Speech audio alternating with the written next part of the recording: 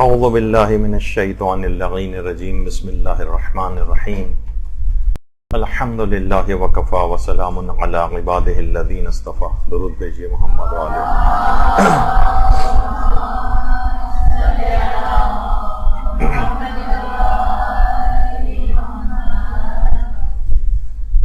جیسا کہ آپ کے علم میں ہے کہ فقہ عزاداری کے عنوان پر مختلف دروس منعقد ہو چکے ہیں.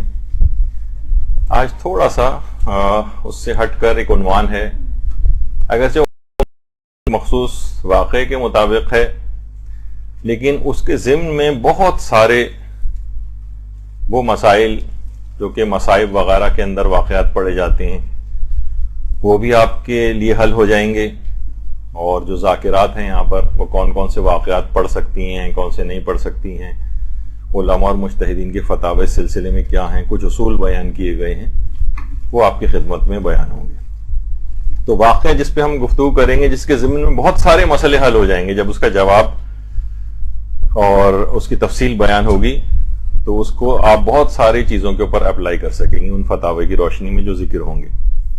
ایک واقعہ آپ نے سنا ہوگا، کربلا میں حضرت فضہ نے امام حسین علیہ السلام کے جسم اطہر کو بچانے کے لیے پامالی سے ایک شیر کو آواز دی تھی، اور پھر ایک شیر آیا تھا جیسے کہ روایت ابھی آگے چل کر پوری ذکر ہوگی. تو کیا اس واقعے کو مجالس اعضاء میں پڑھا جا سکتا ہے؟ کیونکہ آپ نے دیکھا ہوگا عام طور پر وہاں پر جو بھی کربلا گئے ہیں تمام کاروان اس جگہ پہ بھی زیارت کے طور پر یہاں پر لے کر آتے ہیں لوگوں کو. قطع نظر اس کے کہ یہ واقعہ کتنا مستند ہے کتنا مستند نہیں ہے، اس لحاظ سے اگر اس کو دیکھا جائے تو بہرحال یہ کہ وہاں آنے کے بعد لوگ باقاعدہ حضرت فضہ کو، امام حسین کو یاد کرتے ہیں، یہاں پر نوحے پڑھتے ہیں. تو کہ کوئی واقعہ تاریخ اعتبار سے خواہ اتنا ثابت نہ بھی ہو تب بھی اگر وہاں جا کر ان امام کی یاد کی جائے تو اس کے اندر ویسے بھی کوئی حرج نہیں. لیکن مسئلہ یہ ہے کہ کچھ آج کل ظاہر ہے کہ سوشل میڈیا کا دور ہے، اس طرح کی آوازیں جو ہیں وہ بلند ہوتی ہیں آج کل اصلاح عزاداری کے نام پر، کہ جس سے تقریباً ان کو ایسے پیمانوں کے اوپر واقعات کربلا کو پرکھا جانے لگا ہے کہ جن کی فقہ میں گنجائش نہیں ہے. یعنی علماء اور مراجع ان اصولوں کو یہاں پر لاگو نہیں کرتے ہیں کہ جو واجبات اور حرام کے روایت کو بیان کرنے کے اصول ہوتے ہیں، لیکن کچھ اس انداز سے چیزیں پیش کی جاتی ہیں کہ جیسے یہ غیر معتبر چیزیں ہیں اور یہاں پر جانا جو ہے وہ جائز نہیں ہے، اور اس قسم کی روایتیں پیش کرنا بھی جائز نہیں ہے، اور یہ جاہل ذاکرین وغیرہ اس قسم کی باتیں کرتے ہیں. تو وہ آپ کے سامنے کچھ ایسے اصول بیان ہوں گے تو لوگ بہرحال اس جگہ پر جاتے ہیں یاد کرتے ہیں، اور اس کو مقام شیر فضہ جو ہے اس جگہ کو کہا جاتا ہے، اور باقاعدہ وہاں پر اس کی یاد میں ایک شعر بھی لا کر کسی نے نصب کر دیا ہے. اور پہلے یہ جگہ اتنی زیادہ بنی ہوئی نہیں تھی، بس ایک خاص ایک اس طرح کا ایک مقام ہوا کرتا تھا، لیکن اب وہاں پر بلڈنگ بن گئی ہے اور اس طرح کی چیزیں اس سے منسوب، یعنی ایک زیارت گاہ ٹائپ کی اس جگہ کو بنا دیا گیا ہے.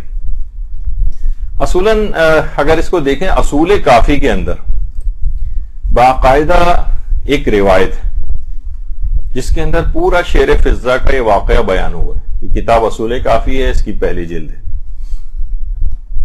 ادریس ابن عبداللہ العودی یہ کہتا ہے، جو راوی ہے اس کا، اب اتنا وقت نہیں تیز رفتاری سے جائیں گے، کہ لما قتل الحسین، جب حسین علیہ السلام شہید کر دیے گئے، تو عاد القوم یوتئوہ الخیل، تو اس ظالم اور شقی فوج نے ان کے جسم اطہر کو گھوڑوں کے سموں سے پامال کرنا چاہا. تو فقالت زینب، تو جناب فضہ نے سلام اللہ علیہ سے کہا، یا سیدتی، اے میری آقا مولا و سردار،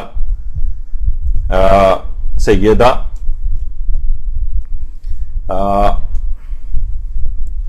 ان سفینۃ کوسیرا بہی فی البحر، جب ایک بار میری کشتی سمندر میں پھنس گئی تھی، اچھا یہاں ایک جملہ میں بیچ میں کہہ دوں کہ سفینہ، یہاں پر کچھ علماء نے سفینہ نام کا ایک پیغمبر کا غلام جو ہے وہ بھی ذکر کیا ہے. اس کا بھی شعر سے ریلیٹڈ ایک واقعہ اہل سنت کے علماء نے بھی شرح مشکات وغیرہ کے اندر نقل کیا کہ سفینہ نام کا رسول اللہ کا ایک غلام تھا، اور ایک دفعہ مصر وغیرہ جب جنگ ہو رہی تھی تو یہ وہاں پر کہیں کھو گیا تھا اور کسی جگہ گیا تھا اور وہاں شیر سے اس کی مٹ بھیڑ ہو گئی تھی. تو شیر کو اس نے کہا تھا کہ میں رسول اللہ کا غلام ہوں اے شیر. تو شیر خاموشی سے ایک جانب ہٹ گیا اور اس کو راستہ دے دیا اور اس کی جان بچ گئی تھی. تو ایک روایت یہ بھی ملتی ہے، اور کچھ علماء کچھ صاحبان علم اسکالرز کا کہنا ہے کہ سفینہ جو ہے فضہ کے بیٹے کا نام تھا، حضرت فضہ کے بیٹے کا. لیکن اگر ہم ان کی طرف بھی نسبت دیں، مثلا خود حضرت فضہ کی کہ جب میں ایک بار کشتی میری سمندر میں پھنس گئی تھی، یا اس سفینہ غلام کی پھنس گئی تھی، یا سفینہ جو حضرت فضہ کے بیٹے کی پھنس گئی تھی، تو فخرج الی جزیرۃ، تو ایک وہ جزیرے میں جانے کے لیے. فاذا ہوا باسد، تو وہاں ایک شیر سے ان کا سامنا ہوا. فقال یا ابا الحارث، تو میں نے اس شیر سے کہا اے ابا الحارث. اچھا عربوں میں جانوروں کو بھی بعض اوقات کنیت سے پکارا جاتا ہے. ابا الحارث شیر کی کنیت کے طور پر. تو انا مولا رسول اللہ، میں رسول اللہ کا آزاد کردہ غلام ہوں. فہمہما بین یدیہ، یہ سن کر شیر نے اپنی زبان میں کچھ آواز نکالی. ہمہما یعنی جیسے اس بات میں جواب دے رہا ہوں. تو پھر فضہ نے کہا کہ یہاں بھی اس علاقے میں ایک شیر ہے، آپ مجھے اجازت دیں کہ میں اس کے پاس جاؤں اور اس کو بتاؤں کہ آنے والا دن یعنی کل جو 11 محرم ہے یہ لوگ کیا کرنے والے ہیں، یعنی لاشوں کی پامالی. پھر روایت میں کہ فضہ شیر کے پاس گئے اور کہا کہ یا ابا الحارث. اچھا فضہ شیر کے پاس گئیں. بہت سے لوگوں نے اس پہ بھی اعتراض کیا ہے کہ وہاں اس علاقے میں شیر کا کیا کام وغیرہ. تو علماء نے اس پہ بھی جو رجحان ظاہر کیا ہے کہ فضہ شیر کے پاس تیول کر کے گئیں.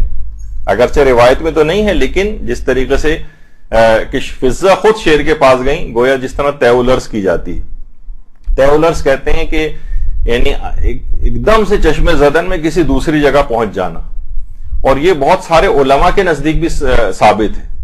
یعنی آیت اللہ بہجت کے متعلق یہ بات کہی جاتی ہے. ایک تو کچھ باتیں ویسے ہی مشہور ہیں آیت اللہ بہجت کے متعلق.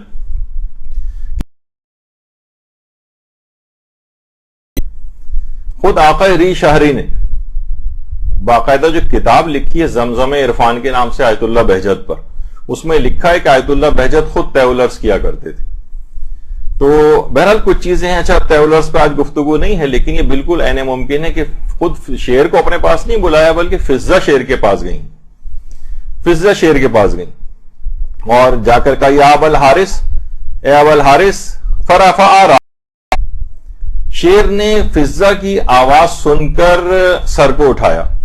ثم قالت اتدری ما یریدون ان یعملوا غدا، کیا ابا الحارث کا تم جانتے ہو کہ کل کے دن یہ لوگ امام حسین کے ساتھ کیا سلوک کرنے والے ہیں؟ تو یریدون ان یوطئوا الخیل ظہرہ، یہ ارادہ رکھتے ہیں کہ کل ان کی لاش کو گھوڑوں کے سموں سے پامال کر دیں. دیکھیے اس پورا کافی کی روایت چل رہی. قال فمشى حتى وضع يديه على جسد الحسین، شیر اٹھا اور اپنے دونوں ہاتھ امام حسین کے جسم اطہر کے اوپر رکھ دی. فاقبلت الخیل، جب گھوڑے وہاں پر آئے. فلما نظر الیہ، فلما نظروا الیہ، ان کی نگاہ شیر پر پڑی.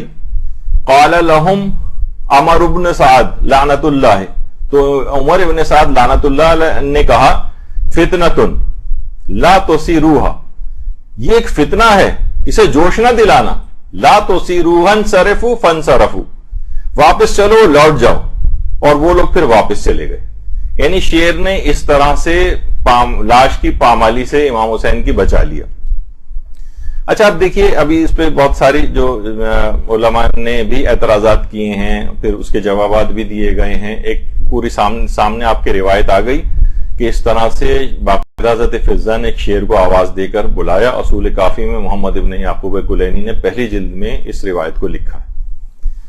اچھا، ایران اور عراق میں باقاعدہ اس کی شبیہ بھی بنائی جاتی ہے. اب اس پہ بھی اس کی جائز ہے ناجائز ہے، اس کے بھی فتوے اور باتیں آئیں گی. واقعہ ہے یہ مجالس میں بھی بعض اوقات پڑھا جاتا ہے. اچھا دیکھیے، بعض نوجوان آج کل جیسے کہ ہو گیا ہے نا کہ انہوں نے مثلا کسی جگہ پڑھ لیا، کسی پوسٹ میں پڑھ لیا، کسی جگہ پڑھ لیا کہ مثلا واقعہ جو ہے وہ فلاں جو چیز معتبر نہیں ہے یا یہ ضعیف راوی ہیں اس کے.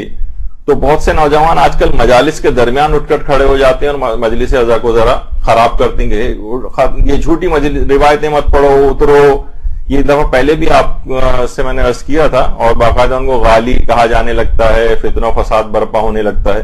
امام خمینی نے باقاعدہ اس طریقہ کار کے اوپر کافی اعتراض کیا ہے، اور باقاعدہ 1358 ہجری شمسی میں خطاب کرتے ہوئے امام خمینی نے فرمایا تھا کہ ہمارے نوجوان جب مجلس اعضاء میں جاتے ہیں اور واعظ و مقرر اور ذاکر جب کوئی روایت پڑھتا ہے تو کھڑے ہو کر کہتے ہیں کہ یہ روایت غلط ہے.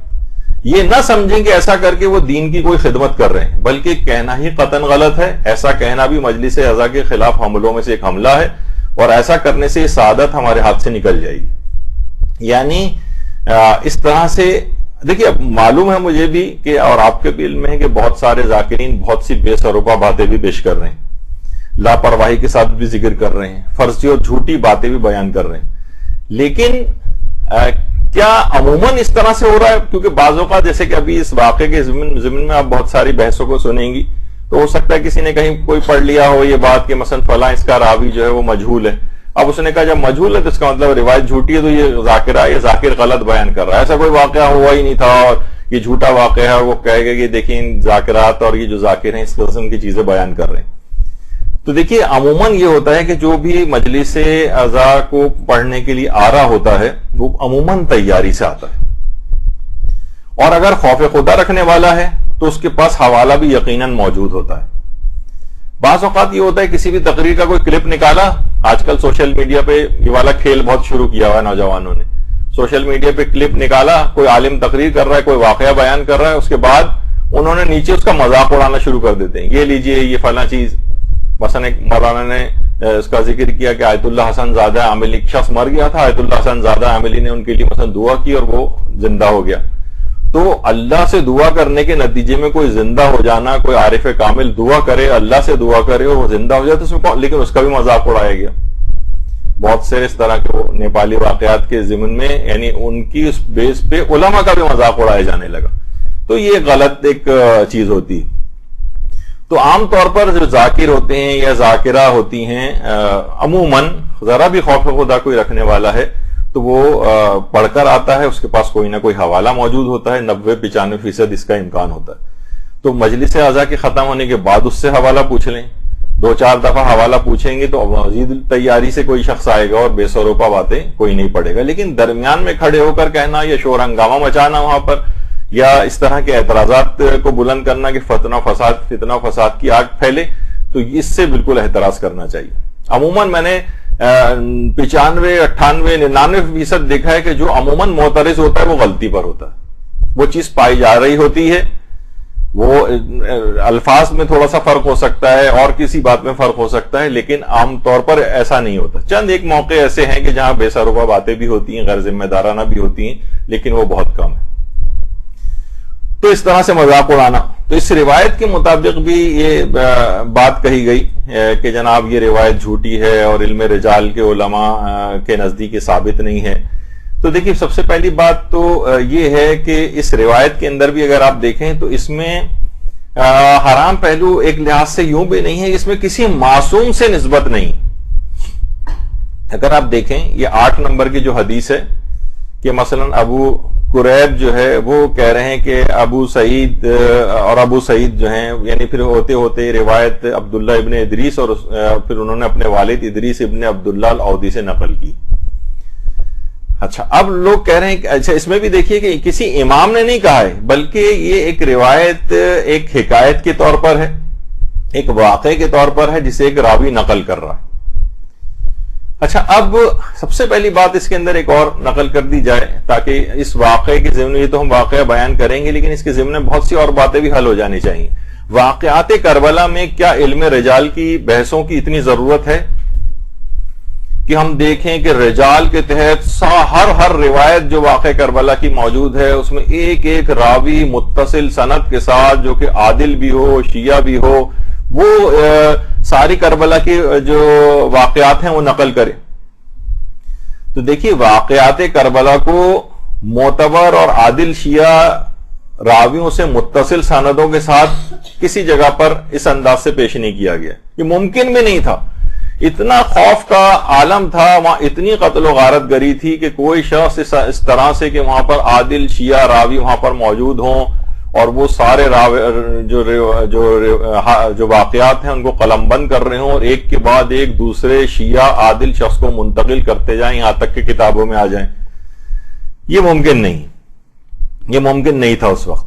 تو بہرحال اسی بنا پر علماء نے کہا ہے کہ اگر حوالے سے کسی کتاب کے اندر یہ چیز موجود ہے, کسی کتاب کے اندر موجود ہے, تو اس روایت کو پڑھنا بھی جائز ہے. واقعات کربلا کے ضمن میں فتوے بھی آگے چل کر آئیں گے, چاہے وہ رجالی بحثوں سے وہ واقعہ اتنا ثابت نہ بھی ہو. اچھا, خود اس روایت سے متعلق علماء نے کیا فتوے دیے ہیں, آیت اللہ سیستانی نے کیا فتویٰ دیا ہے, وہ بھی ابھی آگے چل کر آئے گا. تو اس طرح کی غیر ضروری رجالی بحثوں میں لوگوں کو ڈال کر سینکڑوں واقعات کربلا کو مشکوک قرار دے دینا اور ان واقعات سے ریلیٹڈ جو مقدس مقامات پر زیارتیں ہیں ان کو بھی مشکوک قرار دے کر رد کرنا, یہ بہت منفی رویہ ہے. ہاں, کوئی پی ایچ ڈی کا کوئی تھیسس مکمل کر رہا ہو کوئی, اور یا جناب کوئی درس خارج ہو رہا ہو, یا کسی ضمن میں کسی واقعے پر کوئی کتاب لکھی جا رہی ہو باقاعدہ اس میں ایک ایک پہلو پر مختلف انداز سے بحث ہو, تو وہاں کا موضوع صحیح. لیکن عام عوام کے سامنے اس طرح کی چیزوں کو لے کر آنا یا ان کو مشکوک بنانا یا ان کو جھوٹا ثابت کرنا, اس ضمن میں پھر ان کا تقریباً تمام کے اوپر سے اعتماد اٹھ جائے گا. ہو سکتا ہے یہ واقعہ جو بیان کیا جا رہا ہے اس میں لوگ بہت رو رہے ہیں یہ بھی ثابت نہ ہو سکتا ہے یہ بھی ثابت نہ ہو. تو یہ ایک لحاظ سے عزاداری کے اوپر ایک حملہ ہے. ورنہ علماء اور مراجع آپ سے زیادہ سمجھدار ہیں ان افراد سے کہ جو ان چیزوں کے اوپر اعتراض کرتے ہیں. جب انہوں نے ان کو بیان کرنے کی اجازت دی ہوئی ہے تو کسی بھی مقلد لیول کے چھوٹے موٹے آدمی کو اس قسم کی اجازت نہیں ہے کس طرح کی مشکوک بات کر کے اور ان واقعات کو مشکوک بنائے. اچھا, اب دیکھیے اس کے اندر جیسے کہا کہ میں نے کہ اس میں باقاعدہ شبہ سازی کی جاتی. اکثر لوگ اب یہ کہنے لگیں کہ مصائب سن کر اب میں نے بہت سارے افراد سے سنا ہے کہ مصائب سن کر اب ہمیں نہ ویسا رونا نہیں آتا کہ ہمارا دل سخت ہو گیا ہے. تو اندر بعض اوقات یہ بھی بات ہوتی ہے کہ یہ ان کے دماغ میں شکوک و شبہات جو ڈال دیے گئے, شبہ سازی کی گئی, شاید یہ بھی واقعہ جھوٹا ہو, چاہے یہ بھی واقعہ ضعیف ہو. ایک فتنہ پھیل رہا ہے. نوجوان بچے جو ہیں علم رجال کی کتابیں اٹھائے پھر رہے ہیں. جیسے کوئی عام مسافر ہو وہ پائلٹ بننے کی فکر میں ہو جائے, یا گھر بیٹھے کوئی ڈاکٹری کی کتاب پڑھ کر ڈاکٹر جو ہے وہ بننے لگے, یا جہاز اڑانے کی فکر میں ہو جائے. تو بالکل ایسے ہی ہے جیسے کوئی علم رجال کی کتابیں گھر میں اٹھا کر خود ہی اس نے گھر میں پڑھی, کسی راوی کو دیکھا اور پھر فوراً فیصلہ دے دیا کہ یہ روایت تو جھوٹی, دیکھیں فلاں راوی ہے اور علم رجال کی اس کتاب کے اندر اس راوی کو جو کہا ہے کہ مثلا مجہول ہے یہ. تو جبکہ تمام علماء نے اس میں کہا ہے کہ اگر اس واقعے کے اندر امام کی توہین نہ ہو, یہ دو اصول آپ یاد رکھ لیں, امام کی توہین اس واقعے کے اندر نہیں ہونی چاہیے, اور دوسری چیز یہ ہے کہ اس واقعے کے وقوع پذیر ہونے کا احتمال اور امکان موجود ہو.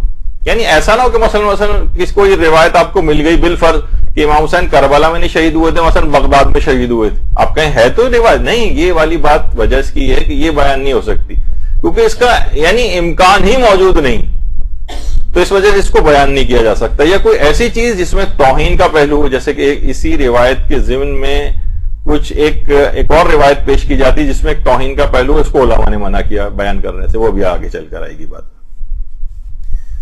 تو اصل مسئلہ یہ ہے کہ دیکھیے ہم جتنے بھی فضائل کی باتیں دیکھیں, یہاں پر ایک معجزہ ہے, ایک فضیلت ہے. حضرت فضہ نے شیر کو بلوایا, تو بعض اوقات اس کو کہا جاتا ہے جناب یہ تو غلو ہو رہا ہے. تو دیکھیے بعض اوقات ہمیں خود معصومین کے, بہت سارے لوگ آج کل فضائل معصومین کے اوپر بحثیں کر رہے ہیں, ہماری عقل یا ایمان کی ظرفیت کم ہونے کی وجہ سے فضائل غلو محسوس ہوتے ہیں. یعنی ہمارا یا تو ایمان کم ہے یا ہماری عقل کی ظرفیت کم ہے, تو ہمیں فضیلتیں بھی جیسے کہا جاتا ہے کہ اس زمانے میں جس زمانے میں پیغمبر اسلام ختمی مرتبہ صلی اللہ علیہ وآلہ وسلم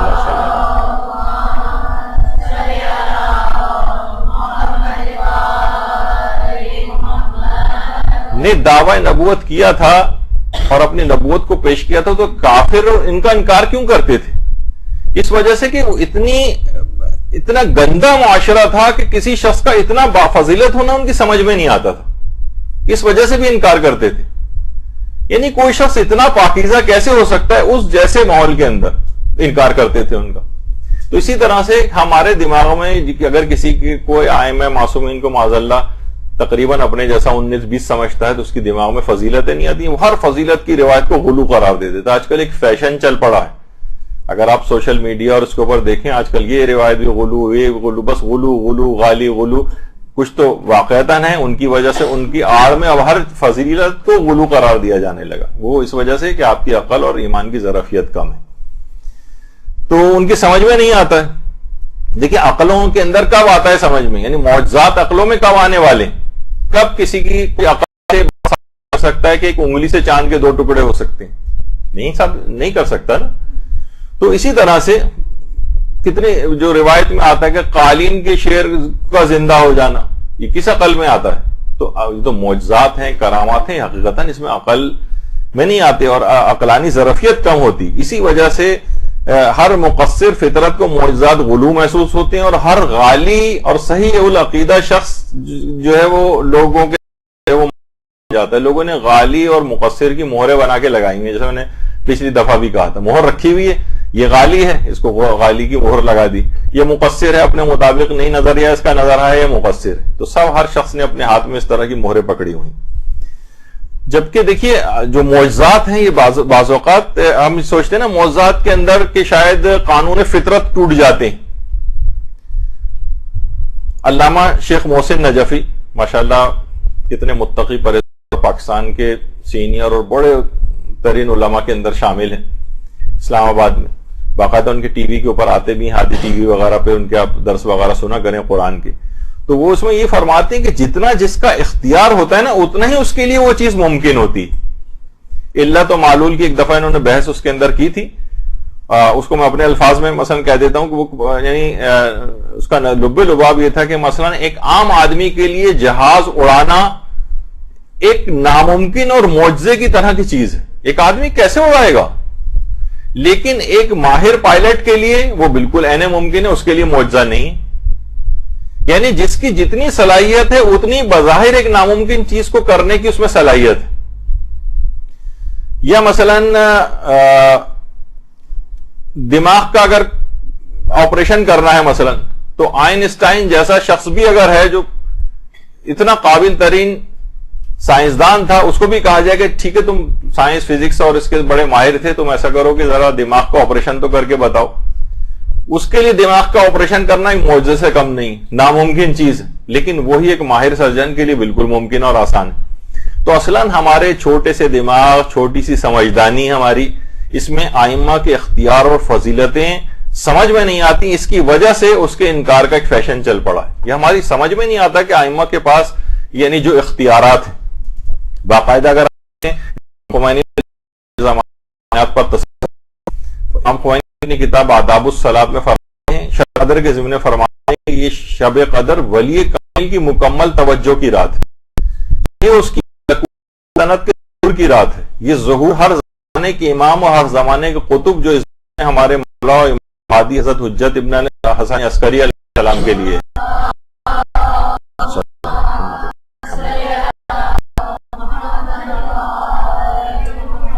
بس وہ اس عالم طبیعت کی جس اکائی کی بھی حرکت کو کم کرنا چاہیں کم کر دیں، جب چاہیں اس کی حرکت کو تیز کرنا چاہیں تیز کر دیں، وہ جس کا رزق چاہیں زیادہ کر دیں، جس کا رزق چاہیں کم کر دیں. یہ اللہ کے ارادہ ازلیہ کا پرتو اور قوانین الہی کے تابع ہے. در حقیقت ہر چیز کا تصرف اللہ کے ارادہ غیبی کا نتیجہ اور اس کے تابع. یعنی ائمہ جو ہے اللہ کی طرف سے ان کے پاس اتنی صلاحیت ہے، ان کو ایک مقام عطا ہوا ہے کہ جس کے تحت وہ کائنات کے امور میں تصرف کر سکتے ہیں، جس کو ولایت تکوینی کہا جاتا ہے. تقریباً آج سارے مراجع ولایت تکوینی کے قائل ہیں. تو ان کے پاس جتنا زیادہ اختیار ہے اسی کے مطابق ان کے پاس کرنے کی صلاحیت موجود ہے. اس میں بعض اوقات فزکس اور کے قوانین توڑے بھی نہیں جاتے، لیکن وہی چیز ایک عام آدمی کے لیے ناممکن بن جاتی. اسی طرح سے مثلا آیت اللہ حسن زادہ عاملی کا بھی اگر آپ نظریہ دیکھیں، دو ایک باتیں بیچ میں آ رہی ہیں. فرماتے ہیں کہ ائمہ معصومین خداوند عالم کی اجازت سے اس کائنات کے ذرے ذرے میں تصرف کر سکتے ہیں اور تمام ارضی و سماوی طاقتیں ان کے اختیار میں ہوتی ہیں. اور اسی طریقے سے آیت اللہ عراقی بھی کہتے تھے، آیت اللہ عراقی وہ فرماتے تھے کہ معصومین کی ولایت تکوینی سے مراد یہ ہے کہ اللہ نے انہیں اپنی قدرت کاملہ کا مظہر بنایا اور تمام امور کا قبض و بسط ان کے ہاتھ میں اس طرح دیا ہے کہ تمام اشیاء پر انہیں قدرت عطا کر دیا اور کائنات کی ہر چیز پر انہیں تصرف عطا کر دیا. اور یفعلون ما یشاؤون ویحکمون ما یریدون، آپ جو چاہتے ہیں انجام دیتے ہیں اور جس چیز کا ارادہ کرتے ہیں اس کا حکم دیتے ہیں. تو اب آپ دیکھیں کہ ظاہر ہے کہ جو معجزات کا انکار اگر اس لحاظ سے اگر کوئی کرتا ہے کہ ہمیں غیر عقلی لگتے ہیں، ہمیں سمجھ میں نہیں آتے، آج کل ایک بہت بڑا ٹرینڈ چل پڑا ہے کہ ہم ان معجزات کو اور فضائل کی روایتوں کو جھوٹا، ضعیف یا یہ ثابت کرنا. ابھی آگے چل کر اس پہ مزید بھی گفتگو آئے گی. تو اس روایت کے خلاف بھی جو شعر فضہ والی ہے، کیونکہ اس کے اندر بہرحال ایک معجزہ پایا جا رہا ہے، اس میں فضہ کے کچھ اس طرح کے اختیارات ہو رہے ہیں، تو فوری طور پر اور کسی اس کے اوپر اعتراض نہیں، لیکن اس روایت کو فوری طور پر پیش کیا جاتا ہے کہ کسی طریقے سے اس کو جھوٹا اور غلط ثابت کیا جائے. دیکھیے اب اس کے اندر ایک بات آتی ہے کہ معجزات کی جو روایات ہیں، ابھی تو میں ائمہ معصومین کے معجزات کے حوالے سے بھی بات کر رہا ہوں کہ فضائل و معجزات کی روایات میں راوی بعض اوقات یہ ہوتا ہے کہ راوی مجہول ہوتے ہیں، یعنی ان کا تذکرہ جو روایت بیان کر رہا ہے تاریخ میں اس کے حالات نہیں ہیں. مجہول کہتے ہیں تاریخ میں اس کے حالات نہ ہوں. آپ کو یاد ہوگا پچھلی بار میں نے آیت اللہ محمد علی گرامی کا ایک نظریہ بیان کیا تھا کہ وہ فرماتے ہیں کہ معجزات اور جو فضائل معصومین کی روایت ہیں اس میں زیادہ تر راویوں کے حالات کیوں نہیں ملتے؟ کہہ رہے ہیں اس وجہ سے کہ جو ائمہ کے مقامات کی روایات کو بیان کرتے تھے، فضائل کی روایات بیان کرتے تھے، ان کے معجزات بیان کرتے تھے، یہ لوگوں میں چھپ کر رہتے تھے. یہ اگر کھلم کھلا عام لوگوں کی طرح سے، عام راویوں کی طرح سے جو عام طور پر حلال حرام کے مسائل وغیرہ بیان کرتے تھے، حکومتوں کی توجہ ان پر نہیں ہوتی تھی. ایسے افراد چھپ کر رہتے تھے، اس وجہ سے ان کے حالات زیادہ آئے نہیں ہیں تاریخ میں. تو آپ وہ ہمارا ایک لحاظ سے قصور ہے، زمانے تقیہ جو پایا جاتا تھا اس کا ایک قصور ہے کہ یہ راوی مجہول ہیں، یعنی کچھ راوی ایسے ہیں جن کے حالات زیادہ پتہ نہیں، اس وجہ سے کہ ان کو اپنی جانوں کا خطرہ ہوتا تھا. تو اس وجہ سے آپ ان تمام فضائل اور معجزات کی روایات کو رد کر دیں گے کہ راوی کے حالات ہمیں صحیح طور پر پتہ نہیں. تمام فضیلتیں ایک لحاظ سے ثابت ہیں تو اس کے اندر کوئی ایسی چیز تو ثابت نہیں ہو رہی ہوتی، فضیلت ہی ثابت ہو رہی ہوتی ہے. تو اگر راوی مجہول بھی ہے، اس کے راوی کے حالات زیادہ نہیں بھی آپ کو مل رہے ہیں، تب بھی اس روایت کو قبول کیا جاتا ہے، اس کو بیان بھی کر سکتے ہیں. فتاوی بھی آگے چل کر آنے والی. تو یہ افراد اس طرح سے چھپ کر رہتے تھے. تو اس روایت میں بھی کہا جاتا ہے کہ راوی ضعیف ہے، اس کے ایک آدھ راوی مجہول ہیں، اس لحاظ سے یہ روایت ضعیف ہے. تو دیکھیے روایت کا ضعیف ہونا جھوٹا ہونا نہیں ہوتا. اس کانسیپٹ کو بار بار دماغ کے اندر ڈالنا چاہیے کہ ہمارے نوجوانوں کو دیکھتا ہوں میں کہ وہ ان کے دماغ میں کس طرح سے اس میں شبہات ایجاد کیے جا رہے ہیں کہ راوی ضعیف ہے لہذا بس یہ روایت جھوٹی ہے. روایت کا ضعیف ہونا جھوٹا ہونا نہیں ہوتا. بعض اوقات راویوں کے تذکرہ ہمیں نہیں ملا ہے تو اس کے یہ معنی نہیں کہ وہ جھوٹا ہے. مثلا کوئی آپ سے کہے کہ بھائی میرے فلاں نانا نے یہ واقعہ بیان کیا ہے، آپ کے نزدیک زیادہ سے زیادہ یہ ہوگا کہ نانا کا آپ کو پتہ نہیں بھائی ان کے نانا جو ہیں وہ کون تھے، کیا تھے، مجہول ہیں. دیکھیں آپ اس بنا پہ کہنے لگیں گے نہیں یہ واقعہ جھوٹا ہے کیونکہ ان کے نانا کے حالات مجھے پتہ نہیں.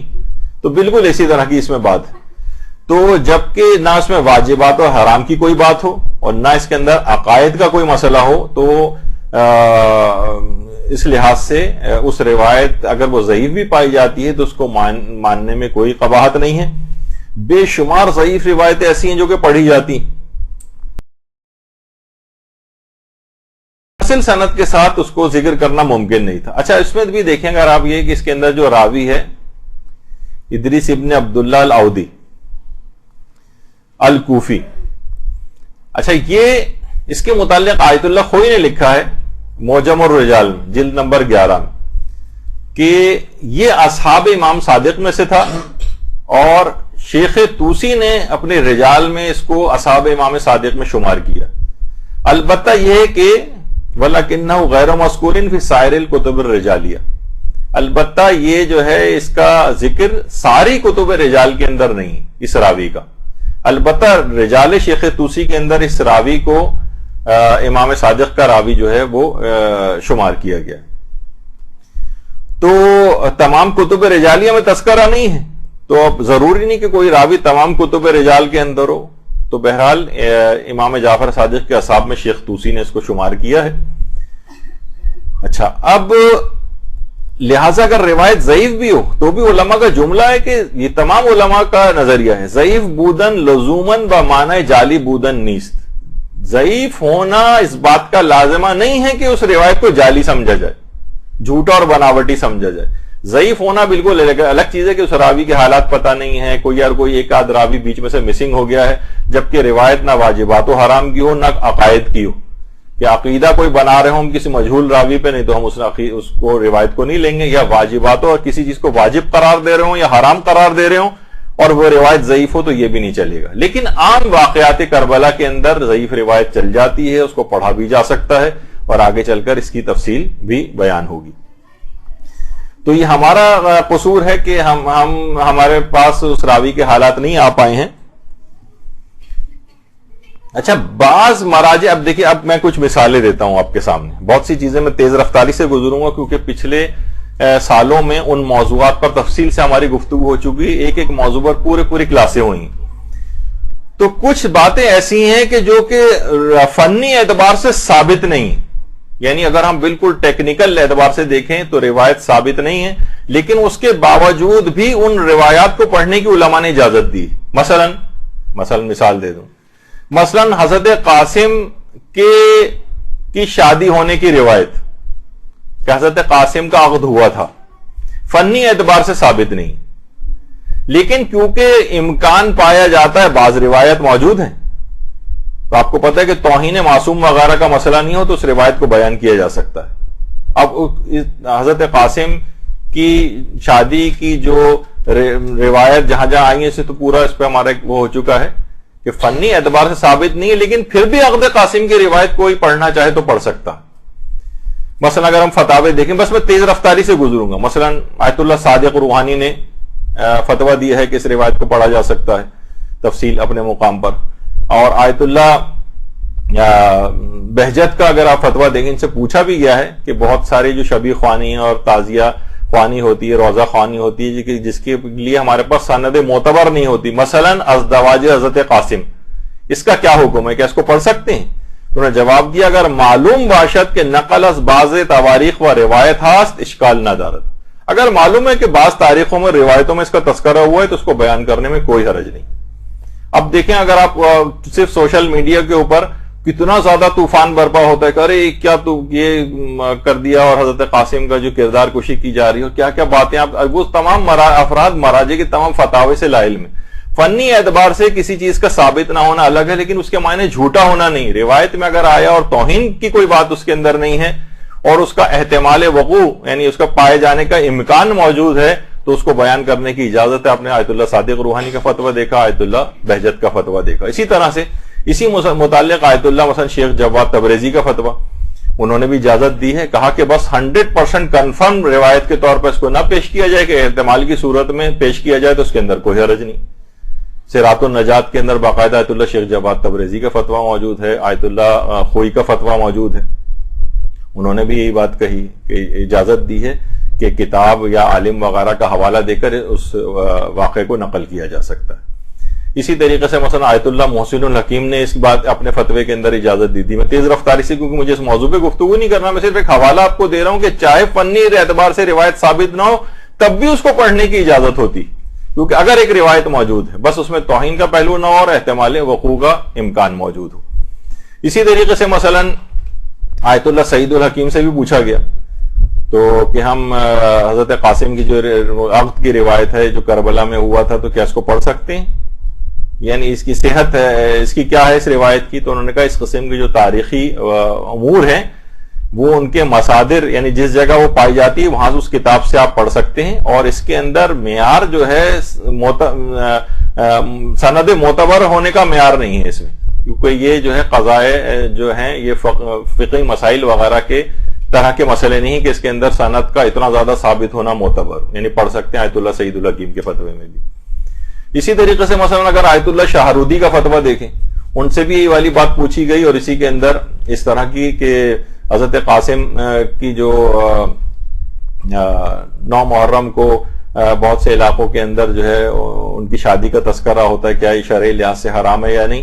تو انہوں نے جواب دیا کہ ذکر مراسم عقد حضرت قاسم علیہ السلام در مجالس بنیت رجا اشکال نہ دارت بلکہ مستحسن است. انہوں نے تو کہا کہ نہ صرف رجائے مطلوبیت کی نیت سے کوئی حرج نہیں ہے بلکہ مستحسن ہے، قابل تعریف ہے اگر اس کو پڑھا جائے.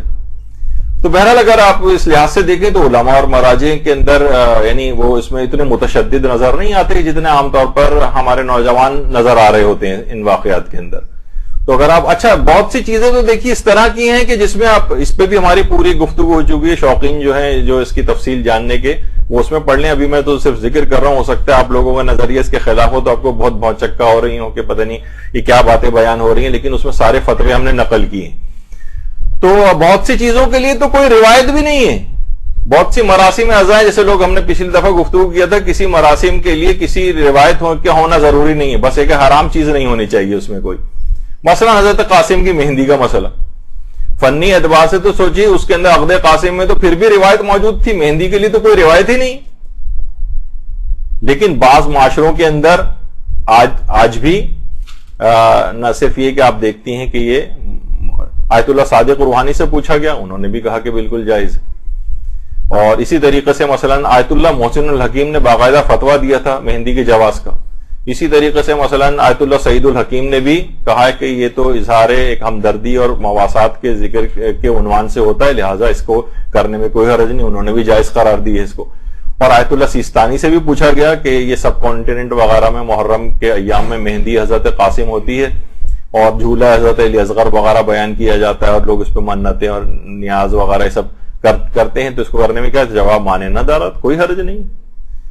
تو کیونکہ اگرچہ اس کے لیے کوئی روایت بھی موجود نہیں، لیکن کیونکہ کوئی حرام کام نہیں ہے کہ رسم اعضاء ہے، ہر رسم اعضاء اپنے علاقے اور ماحول کے مطابق جو ہے انسان انجام دے سکتا ہے، بشرطے کوئی صریح حرام نہیں ہونا چاہیے.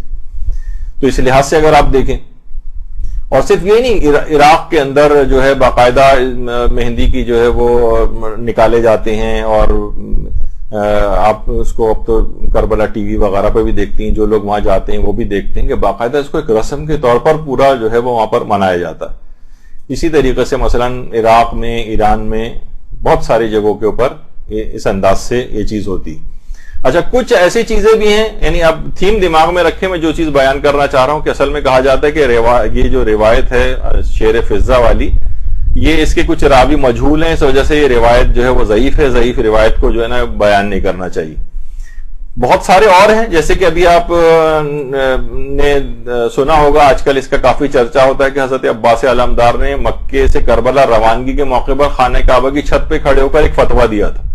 فنی اعتبار سے یہ خطبہ ثابت نہیں، لیکن اس کے باوجود بھی علماء کہتے ہیں کہ اس خطبے کو رجال کے اعتبار سے بھی ثابت نہیں ہے، اور اس کے اندر خود بھی متن میں کچھ ایسی باریکیاں چیزیں پائی جاتی ہیں جس سے پہ علماء نے سوالات کھڑے کیے ہیں. لیکن اس کے باوجود بھی جب پوچھا گیا مراجع سے کہ آپ یہ بتائیے کہ کیا مثلا حضرت عباس نے خانہ کعبہ کی چھت پر جو خطبہ دیا تھا ذی الحج کی 7 تاریخ کو، تو کیا اس کو نقل کرنا جائز ہے، جبکہ اسے یہ بھی نہیں پتا کہ خطبہ صحیح ہے یا نہیں. تو آیت اللہ سعید الحکیم نے جواب دیا مذکورہ خطبے کا مصدر ذکر کرتے ہوئے اس خطبے کو نقل کرنا جائز ہے. یعنی جس کتاب سے آپ نے پڑھا ہوا ہے اس کا ریفرنس دیجئے اور اس کو پڑھ سکتے ہیں اس خطبے کو، کوئی حرج نہیں، چاہے بنیاد نہیں ہو. اسی طریقے سے مثلا آیت اللہ سیستانی سے بھی یہ والا سوال پوچھا گیا ان کے دفتر سے، تو وہاں سے یہ جواب ہے جس کتاب میں سے دیکھا اس کی طرف نسبت دیتے ہوئے اس کو بیان کرنا جائز. یعنی آپ پر کوئی ذمہ داری نہیں ہوگی، آپ نے کتاب کا حوالہ دے دیا کہ جناب اس کے اندر یہ خطبہ پایا جاتا ہے اور وہاں سے آپ نے اس کو بیان کر دیا. تو دیکھیے اب وہی والی بات کہ ضعیف روایات کو فضائل میں بھی اور مصائب میں بیان کیا جا سکتا ہے. تو کسی جگہ آپ پڑھ لیں کہ روایت ضعیف ہے تو فوراً ایسا نہ ہو کہ آپ اس ذاکرہ کے پیچھے لگ جائیں، اس ذاکر کے پیچھے لگ جائیں، اس عالم کے پیچھے لگ جائیں. یہ دیکھیے یہ ضعیف روایتیں لوگ آ کر پڑھ دیتے ہیں، کہاں سے جھوٹی روایتیں. اب ضعیف سے آپ جھوٹی پہ چلے گئے کیونکہ آپ کو ضعیف اور جھوٹی کے درمیان فرق ہی پتہ نہیں. تو یہ ایک بہت بڑا ایک مسئلہ، ایک فتنے کے طور پر آج کل آپ کو پتہ ہے سوشل میڈیا پہ اور یہ واٹس ایپ وغیرہ کی جو چیزیں اس کو میں ٹامک ٹوئیاں مارنا کہتا ہوں. نوجوان یہ کرتے ہیں کہ ادھر پوسٹ پڑھ لی ادھر پوسٹ پڑھ، اس پہ اپنے اپنے عقیدے سوچ رہے ہوتے ہیں. جو چیزیں آ رہی ہے یہ سب بالکل آتھینٹک چیزیں ہیں. تو ہمیشہ مجتہدین اور مراجع کا نظریات کو دیکھیں. عام کسی شخص کو، عام گلی محلے کے کوئی بھی اسکالر صاحب ہیں یا کوئی نوجوان ہے وہ اس طرح کی کوئی چیزیں اپنی تحقیقات کوئی بنا کے پیش کر رہے ہوں اور بظاہر کچھ دلائل بھی دیتے نظر آ رہے ہوں, کچھ حوالے بھی لکھے ہوئے نظر آ رہے ہوں, ان پہ توجہ نہ دیں جب تک کہ اپنے بڑے علماء اور مجتہدین وغیرہ کے اس سلسلے میں حوالے موجود نہ ہوں جس کو آپ کے نزدیک ثابت ہو جائیں. تو روایتوں کو بھی بیان کیا جا سکتا ہے فضائل میں بھی اور مصائب میں بھی. باقاعدہ آیت اللہ شیخ جواد تبریزی سے پوچھا گیا فضائل و مصائب کی روایت کی سند کے لحاظ سے سوال ہوا, تو جواب یہ ہوا کہ اگر کسی روایت کا معلوم نہ ہو کہ یہ جھوٹی ہے یا نہیں ہے تو کتاب یا شخص کے حوالے سے بلا ملاحظہ سند اس کو نقل کیا جا سکتا ہے. یعنی کوئی سند بھی آپ کے علم میں نہیں, کوئی سند بھی اس روایت کی موجود نہیں, تب بھی اس کو بیان کرنے کی اجازت ہے. یہ انہوں نے باقاعدہ آیت اللہ شیخ جواد تبریزی کا فتویٰ.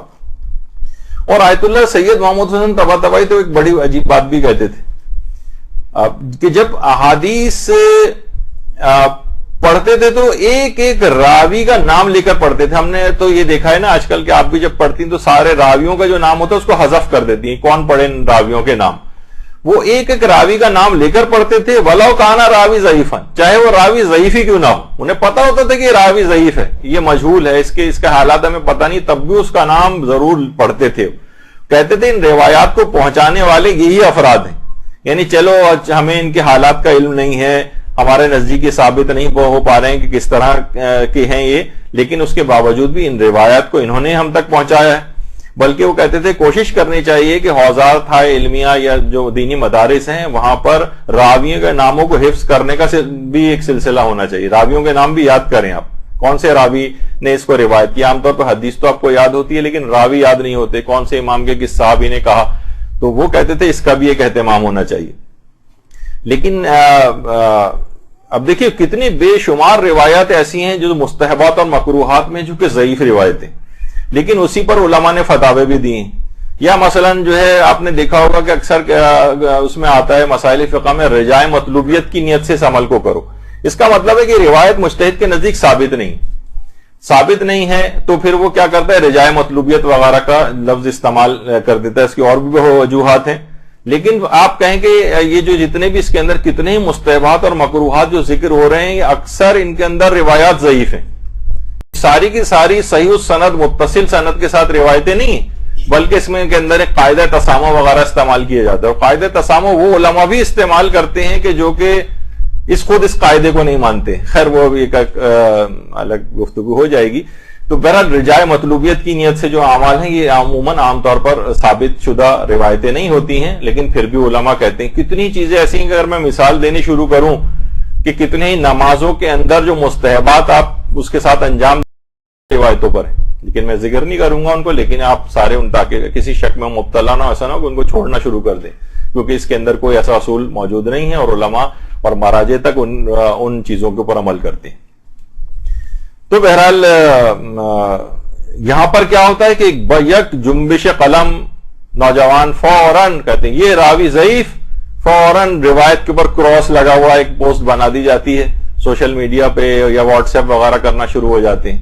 معلوم نہیں کہ اس کے پیچھے جو ہے وہ علماء نے اجازتیں دی ہوئی ہیں, تو لہٰذا اس طرح کی چیزیں نہیں کرنی چاہیے. بلکہ اکثر کچھ تو علماء یہاں تک بھی کہتے ہیں کہ راوی شیعہ تو چھوڑیے, بعض اوقات سوال بھی کیا گیا آیت اللہ محمود ہاشمی سے کہ کیا یہ روایت میں یعنی روایت کوئی چیز نقصان پہنچاتی ہے کہ مثلا راوی افتحیہ فرقے کا ہو یا زیدیہ فرقے کا ہو یا واقفیہ فرقے کا ہو. تو انہوں نے کہا نہیں, اس کا کوئی نقصان نہیں. ان راویوں سے بھی بعض اوقات اب اس کے پیچھے باتیں ہوتی ہیں, کیا اصول ہیں کہ راویوں کو لے کر بھی روایت کو پرکھا جاتا ہے اور بیان کیا جاتا ہے, اور فقط کسی راوی کا افتحیہ ہونا. بعض اوقات یہ ہوتا ہے کہ میں بتا دوں کچھ راوی سے افتحیہ فرقہ کہ عبداللہ افتح جو چھٹے امام بیٹے تھے انہوں نے دعوی امامت کر, اس سے ایک افتحی فرقہ نہیں. اچھا اب کچھ لوگ کہ جو گڑبڑا گئے تھے اور کچھ دنوں کے لیے وہ افتحی فرقے کے اندر گئے تھے, بعد میں غلطی کا احساس ہوا کر کے دوبارہ مذہب حقہ کو قبول کیا. اب علماء کا یہ کام ہوتا ہے کہ وہ دیکھیں جو روایت اس راوی نے بیان کی ہے کہ کیا یہ اس زمانے کی ہے کہ جب یہ افتحی ہو گیا تھا, یا یہ کہ اس کے توبہ کے بعد کی. اب یہ علماء کی بحثیں, اب یہ نوجوان بچے جو ہیں ہمارے جو آج کل اس قسم کی خود سے تحقیق کرنے لگے ہیں، بعض اوقات وہ اس چیز کی تحقیق نہیں کر پاتے. یہ علماء اور مراجع اسی لیے تو بیٹھے ہیں اپنی داڑیاں سفید کر کے 90-100 سال کی عمروں کے اجتہاد انہوں نے کیے ہوئے ہیں. یہ پھر بتاتے ہیں، یہ تو فوراً کہیں گے دیکھیے راوی افتحی ہے، یہ جناب راوی جو ہے زیدی ہے یا واقفیہ فرقے کا ہے، تو اس وجہ سے ان کی روایت کو قبول نہیں کیا جائے گا. لیکن فرماتے اس کا بھی کوئی نقصان نہیں، اس کے اب اپنے الگ پہلو ہیں، بحثیں ہیں، میں اس طرف نہیں جانا چاہتا.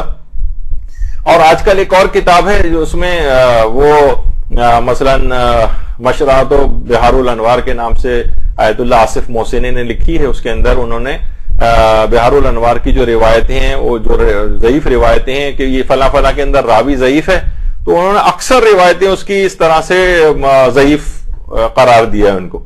اب ان کی خود اس کتاب کے اوپر علماء کے اتنے اعتراضات ہیں، وہ میں ابھی اس کو نقل نہیں کرنا چاہتا، لیکن کیونکہ یہ بھی ہر بات میں پیش کیا جاتا ہے کہ مشرع میں انہوں نے جو ہے وہ آیت اللہ آصف محسنی نے اس روایت کو ضعیف قرار دیا، تو خود علماء نے بلکہ اس کتاب کو لکھنے کے اوپر افسوس کا اظہار کیا ہے کہ فقط راوی کا نہیں دیکھا جاتا بلکہ بہت ساری اور چیزیں بھی دیکھی جاتی ہیں. اگر راوی ضعیف بھی ہے لیکن اور قرائن پائے جاتے ہیں اس کی صحت کے، تو اس روایت کو قبول کیا جائے گا. فقط راوی کا ضعف نہیں دیکھا جاتا جیسے کہ ہمارے ہاں عام طور پر ہوتا ہے. تو انہوں نے آیت حسینی میلانی نے بھی کہا کہ اس کتاب نے خود مؤلف کو بھی نقصان پہنچایا ہے اور عمومی نقصان بھی. کچھ اور مراجع کے بھی فتاوی سلسلے میں ہیں، لیکن میں اس طرف ظاہر ہے کہ انہوں نے اپنی طور پر ایک کاوش کی ہے، ان کی توہین اور تنقید سے جو ہے وہ منظور نہیں ہے، لیکن اس بیس پر ایک فتنہ برپا کیا جائے اور ہر روایت کو ضعیف اس انداز سے قرار دیا جائے تو یہ ایک اچھا رجحان نہیں. اچھا، اب آیت اللہ صافی گل پائیگانی سے بھی پوچھا گیا. آیت اللہ صافی گل پائیگانی سے پوچھا گیا کہ یہ آج کل جو مصائب پڑھے جاتے ہیں، دیکھیے اب آپ لوگوں سے براہ راست آپ ظاہر واقعات پڑھتی ہیں، مصائب پڑھیں گی، روایات پڑھیں گی اس سلسلے میں، تو ان سے پوچھا گیا آیت اللہ صافی گل پائیگانی سے کہ مشکوک قسم کی روایات پڑھنا یا بے اساس روایتیں پڑھنا وہ کیا حکم رکھتا ہے. تو انہوں نے کہا خواندان روضہ بے اساس جائز نیست، یعنی جو چیز کہیں پائی نہیں جاتی آپ نے خود سے دماغ میں ایک مصائب بنا لی اور وہ پیش کر دی، یہ تو بے اساس ہے، کسی روایت میں نہیں ہے، یہ تو پڑھنے حرام ہے، جائز نیست. وہ لیکن آگے فرما رہے ہیں وہ خواندان چیزی کے احتمال صحت آ رہا دہد اگر بصورت احتمال باشد اشکال ندارت، یعنی اگر کسی چیز کا احتمال پایا جاتا ہو، احتمال یعنی امکان ہے کہ چیز واقع کربلا میں پیش آ سکتی ہے، تو فرماتے ہیں اشکال ندارت، کوئی حرج نہیں اس روایت کو بیان کر سکتے. بے اساس نہیں، کہیں ایسا نہیں کہیں لکھی ہوئی نہیں اور آپ نے بیان کر دی، خود سے بس ایسی سوچ کے بیان کر دی، نہیں، کسی بھی کتاب کے اندر ہے اور امکان ہے کہ اس کا یہ صحیح ہو سکتی ہے روایت، اس میں کوئی پرابلم کی بات نظر نہیں آ رہی، نہ امام کی توہین ہو رہی ہے، اس واقعے کا پایا جانا ممکن بھی ہے، تو لہٰذا اس کو بیان کر سکتے. اسی طرح سے مثلا آیت اللہ جواد فاضل لنکرانی سائٹ بھی وہاں جا کر بھی پوچھے، تو اس کا جواب صرف دیکھیے، سوال سے اتنا غرض نہیں ہے آپ کا، فرماتے ہیں کسی حدیث کے صحیح ہونے کے لیے صرف اس کا سند معیار اور ملاک نہیں، یعنی بیس صرف سند نہیں بلکہ روایت کا متن بھی ایک بڑی دلیل ہے روایت کے صحیح ہونے یا نہ ہونے کے بارے میں. یعنی جو ان سے یعنی بعض اوقات ایسا لوگ کہتے ہیں کہ بھئی یہ روایت تو امام کا یہ قول ثابت نہیں ہے، لیکن ان کا فصیح و بلیغ کلام اتنا زیادہ ہے، خود چیخ چیخ کر تم کے لیے ممکن نہیں ہے اس روایت کو کرنا. مثلا اگر کسی کے سامنے دعائے کمیل رکھیں یا مثلا صحیفہ کاملہ کی دعائیں رکھیں تو یہ لگتا ہی نہیں کہ کوئی عام آدمی کا یہ کلام ہے، اس کی فصاحت و بلاغت چیخ چیخ کر ثبوت دے رہی ہوتی کہ امام معصوم کی زبان سے ارشاد ہوا ہے. تو کہہ رہے ہیں پھر اس سلسلے میں تحقیق کی کوئی ضرورت نہیں اور اس کو تسلیم کر لیا جائے گا. تو بہت سارے دیکھیے اس طرح کی چیزیں ہیں کہ جو کہ مجتہدین کے فتاوی میں ملتی ہیں، لیکن یہ بہت اہم ہے جو آیت اللہ حافظ بشیر نجار نے بیان کیا، یہ آپ لوگوں کے لیے بہت اہم ہے چیز. اب دیکھیے انہوں نے ایک سوال کے جواب میں فرمایا کہ ہمارے مومنین پر واضح رہے کہ واقع کربلا کے تفصیلی حالات ہمارے علم میں نہیں ہیں، یعنی کتنے شہید ہوئے، کون کون شہید ہوا، کیسے شہید ہوا، کس کی عمر کتنی تھی، کون پہلے شہید ہوا، کون بعد میں شہید ہوا، ہر شہادت کے خاص اور تفصیلی حالات کے بارے میں بہت مختلف اور متضاد روایات موجود ہیں. کچھ روایتیں شیعہ راویوں سے ہیں اور بہت ساری روایات دشمنوں کے واسطے سے بھی نقل ہوئی، لہٰذا ہم ان واقعات کی تفاصیل یقین کے ساتھ بیان نہیں کر سکتے. ہم یقین کے ساتھ صرف اتنا کہہ سکتے ہیں کہ امام حسین اپنے عزیزوں اور مستورات کے ساتھ مدینے سے مکے گئے، اس کے بعد عراق آئے، کربلا میں اپنی اولاد، رشتہ داروں اور مددگاروں بہت سے عزیزوں کے ہمراہ شہید ہو گئے۔ امام حسین کے بقیہ خاندان کو قید کر کے کوفہ و شام پہنچایا گیا، ان میں سے جو بچے اور مستورات زندہ بچے وہ مدینے پہنچ گئے۔ ان کے سفر کے بارے میں جو روایات ملتی ہیں ان میں بھی بہت تضاد پایا جاتا ہے، اور صحیح تفصیل صرف اور صرف ائمہ کے پاس ہے یا امام زمانہ کے پاس ہے۔ معصومین کو ظالموں کے ظلم سے اتنی فرصت ہی نہیں تھی کہ واقعات کربلا کی تفصیلات سے مومنین کو آگاہ کریں۔ اگر خدا چاہے گا تو قیامت کے دن ان تمام واقعات کا انکشاف کرے گا، لہذا مومنین کا فریضہ ہے، اب سنیے، لہذا مومنین کا فریضہ ہے کہ کسی خبر کو جب کی رتی برابر بھی اہانت نہ ہو تو اس کو جھوٹا نہ سمجھا جائے، اگرچہ وہ دوسری روایتوں کے مخالف ہی کیوں نہ ہو۔ ابھی اس کے اندر بھی یہ چیز آئے گی کہ اس میں کیونکہ معصوم کی بھی کوئی توہین نہیں ہے اور 100% جھوٹا بھی اس کو نہیں کہا ہے علماء نے اس روایت کو شعر فضہ والی، تو فرماتے ہیں چاہے دوسری روایتوں کے مخالف ہی کیوں نہ ہو اس کو جھوٹا نہ سمجھا جائے، کیونکہ واقعات کربلا کی جتنی بھی روایات ہیں اس کے اندر میں نے آپ سے پہلے کہا کہ وہ ان کی تفاصیل پتہ نہیں ہے، آپس میں تضاد بھی بہت پایا جاتا ہے۔ اچھا، تو آپ نے دیکھا کہ اس پہ آپ غور و فکر بعد میں بھی سن کر کیجئے گا، کتنی اہم باتیں فتوے کے اندر ہوئی ہیں، تو لہٰذا فوری طور پر رد کرنے کا ایک سلسلہ آج کل شروع ہو گیا جو فتنے کی شکل اختیار کر رہا ہے۔ اس وجہ سے مجھے بہت سی چیزوں کو آپ ہو سکتا ہے بہت سے لوگوں کے علم میں بھی نہ ہو، لیکن جو سوشل میڈیا وغیرہ پہ بیٹھتے ہیں وہ دیکھیں گے کہ کون سی چیزیں کس طرح فتنے کے طور پر پھیلائی جا رہی ہیں۔ اچھا، اسی طرح سے آیت اللہ شبیری زنجانی سے بھی پوچھا گیا کہ روزہ ہے سند ضعیفی دارن، کہ اگر جو ایسے مصائب پڑھنا کہ جو کہ ضعیف سند کے ساتھ ہوں، یہ تھوڑی آواز کو کم کروا دیں،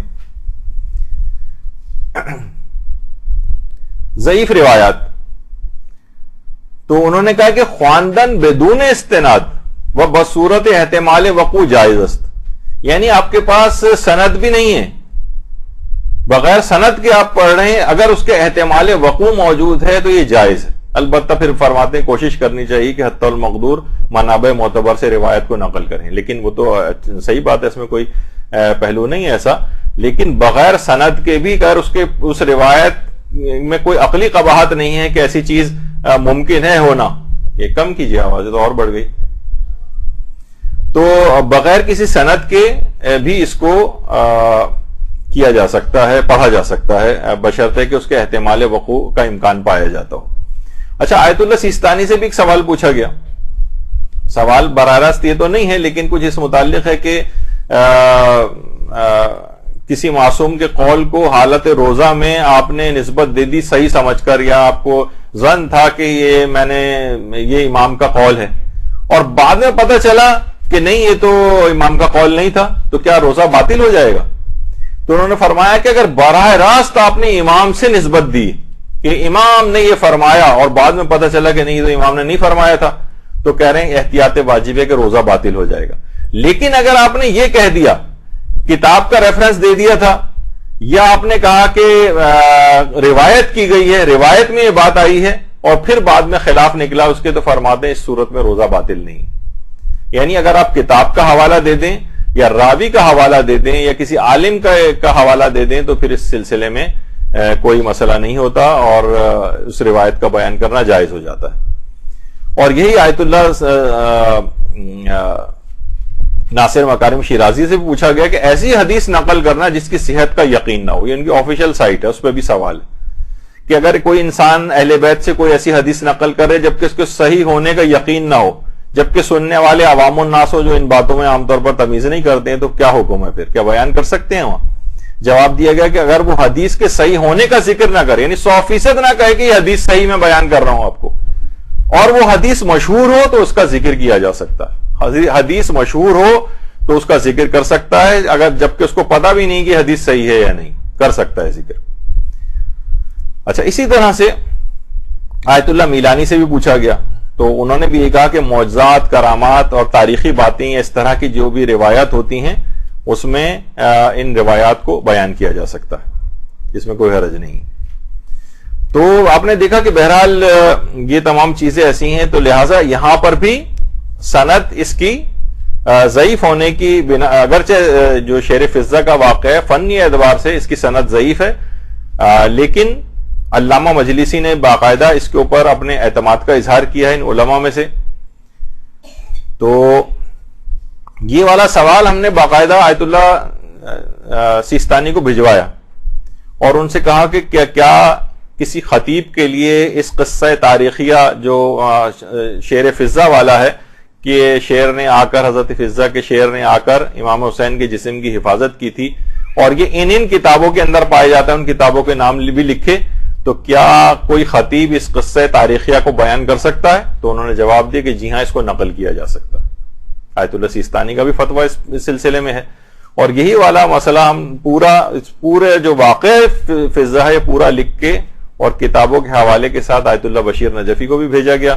وہاں سے بھی جواب یہ آیا کہ اس روایت کو حوالے کے ساتھ نقل کرنا جائز ہے، نقل کیا جا سکتا ہے، کیونکہ ان طرح کی چیزوں کے لیے باقاعدہ اس کے خلاف پڑھنے کو آ رہا ہے تو ایسا لگتا ہے کہ جناب یہ جھوٹی باتیں پھیلائی جا رہی ہیں عوام کے اندر، جبکہ ایسا نہیں. اچھا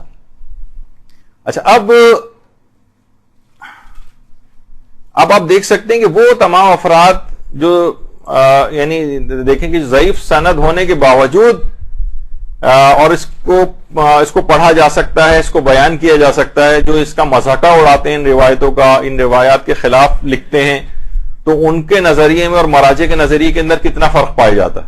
ہم یہ نہیں کہہ رہے کہ وہ بالکل صحیح السند روایت، لیکن صحیح روایت کی سند کمزور ہونے کے باوجود بھی اس کو بیان کرنے کی علماء نے اجازت دی. یہ ہے اصل پوائنٹ. جبکہ دوسری طرف سے ایسا ایک تاثر پیش کیا جاتا ہے عام طور پر نوجوانوں کی طرف سے کہ جیسے اس روایت کو بیان کرنا، پیش کرنا ہی حرام ہے، یا اس کا مذاقہ اڑانے لگے ہیں آج کل، مذاقہ. اچھا اب ایک اور بھی بات بیان ہو جائے کہ اس میں دیکھیے شدت پسندی بعض اوقات اس تک ہے اور بعض اوقات وہ علمی حلقوں کے اندر بھی آ جاتی.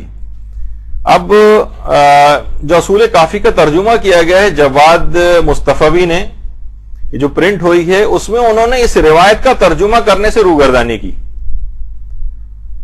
تو کتنا غلط اور نامناسب کام ہے. یعنی علمی حلقوں میں اس لحاظ سے ایک بے چینی پائی جاتی ہے کہ کام تو جب غیر شیعہ افراد کرتے ہیں، جیسے کہ احادیث کے ضمن میں آیت اللہ خوئی نے باقاعدہ البیان فی تفسیر القرآن کی جو تفسیر قرآن آقا خوئی نے لکھنا شروع کی تھی اور اس کی ابھی پہلی ہی جلد آئی تھی، تو اس کے اندر بھی آقا خوئی نے باقاعدہ احتجاج کیا ہے کہ بہت ساری روایات ہمارے برادران اہل سنت صحیح بخاری میں سے نکال رہے ہیں.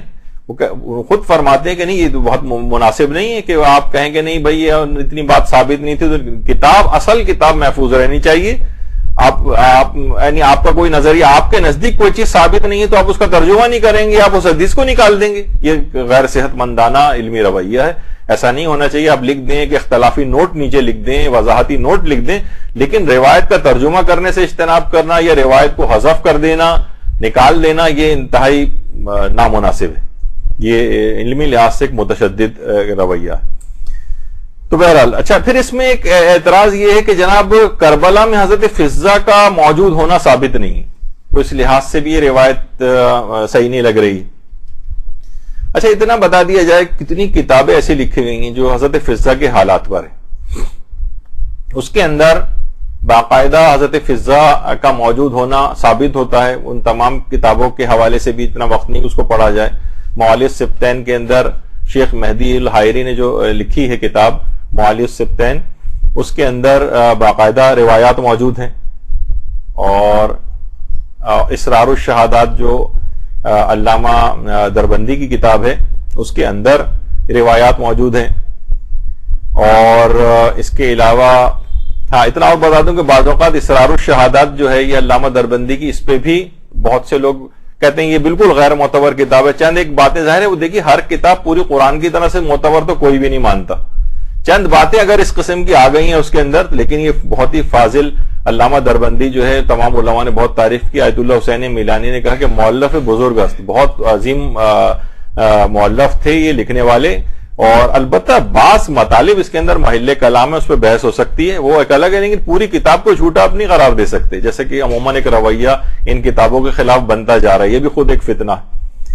اچھا، تو اس روایات سے بھی بات پتہ چلتی ہے کہ علماء نے ذکر کیا اور قرائن بھی پائے جاتے ہیں کہ خاندان اہل بیت کے ساتھ مسلسل حضرت فضہ ساتھ رہتی تھی، یعنی ممکن نہیں تھا کہ اتنا شروع سے حضرت زہرا سلام اللہ علیہا کے ساتھ رہنا ان کا، اور اس کے بعد جب واقع کربلا جیسی اتنا اہم ترین ایک واقعہ ہونے والا تھا تو اس میں حضرت فضہ وہاں پہ ان کے ساتھ نہ ہو، وہ مدینے میں رہ جائیں، یعنی یہ خود ممکن نہیں، حتیٰ کہ خاندان اہل بیت کے ساتھ اس قدر ساتھ رہی ہیں کہ حضرت زینب سلام اللہ علیہ جب شام چلی گئی تھی اور پھر وہیں پر ہی ان کا انتقال یا شہادت ہوئی ہے، تو خود فضہ کا بھی وہیں قبرستان باب الصغیر جو آپ لوگ گئے ہوں گے، جو بھی شام گئے ہیں، وہیں پر حضرت فضہ کی قبر اور مزار بھی، تو ہر جگہ ساتھ ان کا رہنا، ساتھ رہنا ہی خود، تو بہرحال یہ اتنا بڑا ایک ایشو نہیں ہے ان کا ساتھ ہونا، یہ ایک اطمینان بخش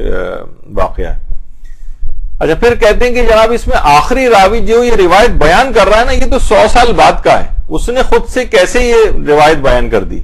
جو راوی بیان کرتا ہوتا ہے کہ یہ 100 سال بعد کا ہے راوی، تو دیکھیے بعض اوقات ممکن ہے مرسل روایات میں بعض راوی درمیان سے حذف ہیں،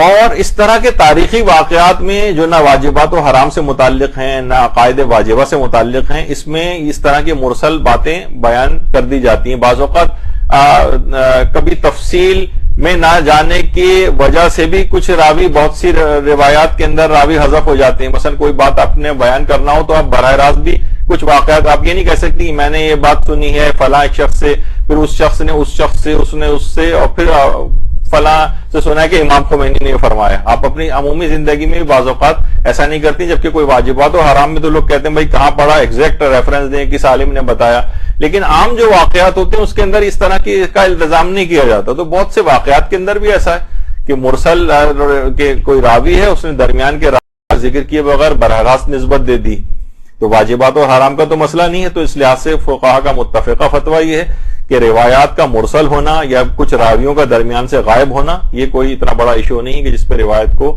بالکل ریجیکٹ کر دیا جائے، اس کا احتمال ہے، امکان پایا جاتا ہے کہ راوی نے درمیان کے راویوں کا ذکر نہیں کیا ہو۔ اچھا، اب ایک بہت بڑا اعتراض جو اس روایت کے اوپر ہے وہ یہ ہے، اور وہ بڑا ویلڈ ایک لحاظ سے اعتراض ہے، کہ جس میں اثر امام حسین علیہ السلام کی پامالی کی جو روایات ہیں ان کا اس روایت سے ایک ٹکراؤ ہے۔ بھائی اگر شیر فضہ نے جسم کو پامالی سے بچا لیا تھا تو ان روایات کا کیا کریں گے جس میں کہ پامال ہوا ہے جسم؟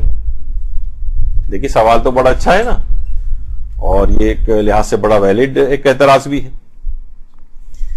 اچھا، اگر پامالی ثابت ہے، البتہ یہ کوئی اجماعی مسئلہ اس کو نہیں کہنا چاہیے، بہت سے علماء ایسے ہیں ہمارے، اگرچہ اطمینان بخش بات یہی ہے کہ جس میں اثر پامال ہوا تھا، اب وہ شیر فضہ کی روایت کا اس سے کیا تطبیق ہوگی وہ بھی آگے چل کر آئے گا، لیکن اطمینان بخش بات یہی ہے، روایات سے یہ پتہ چلتی ہے، علماء نے جو ذکر کی ہے، بہت کثیر تعداد میں علماء نے ذکر کی جس میں اثر امام حسین پامال ہوا تھا،